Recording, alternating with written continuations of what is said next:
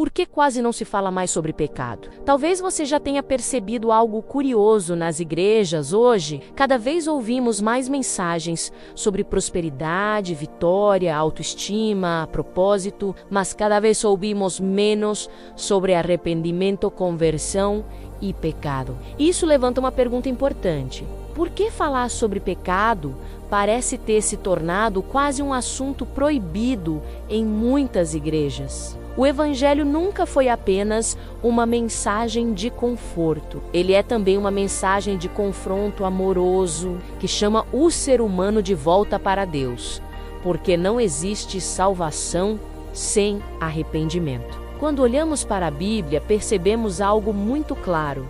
Deus nunca escondeu a realidade do pecado. O próprio apóstolo Paulo afirma em Romanos 6:23, o salário do pecado é a morte.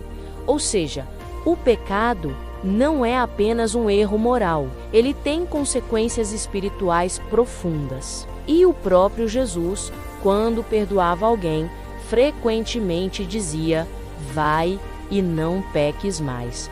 Perceba algo muito importante aqui. Jesus oferece graça, mas também chama a transformação. Ele perdoa, mas também convida à mudança de vida. Um exemplo forte disso está na história de Davi.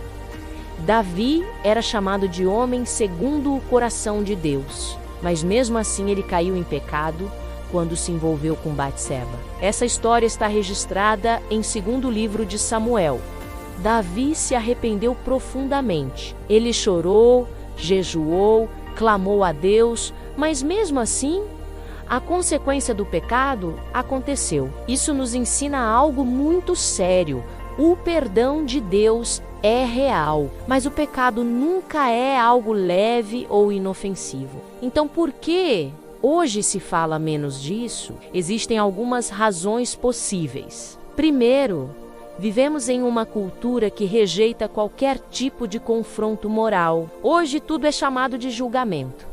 Mas o Evangelho não é julgamento humano, é verdade divina que liberta. Segundo, muitas igrejas passaram a ter medo de perder pessoas, então algumas mensagens se tornaram apenas motivacionais. Falam de bênção, vitória, prosperidade, mas evitam falar sobre arrependimento e santidade. Terceiro, existe uma tentativa de tornar o Evangelho mais agradável. Mas o Evangelho nunca foi criado para ser apenas confortável. Ele foi dado para transformar vidas. Quando o pecado deixa de ser pregado, algo muito grave acontece. As pessoas começam a acreditar que não precisam mudar. Mas o chamado de Jesus foi muito claro em Mateus 16:24. Se alguém quer vir após mim, negue-se a si mesmo, tome a sua cruz e siga.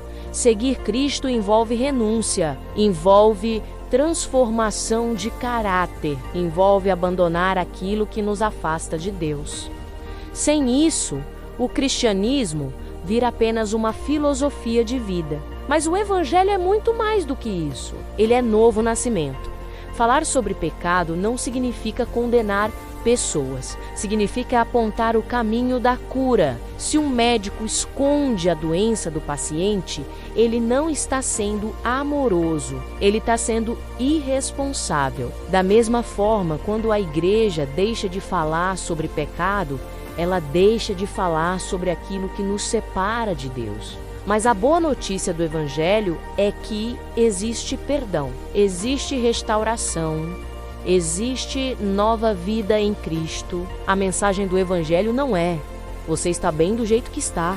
A mensagem é: Deus te ama tanto que quer transformar sua vida. Por isso a Bíblia diz em Atos 3:19: arrependei-vos e convertei-vos, para que sejam apagados os vossos pecados. Veja a ordem: arrependimento, conversão, restauração. Esse sempre foi o caminho do Evangelho. Talvez o mundo queira um Evangelho sem cruz. Talvez muitos queiram um cristianismo sem arrependimento.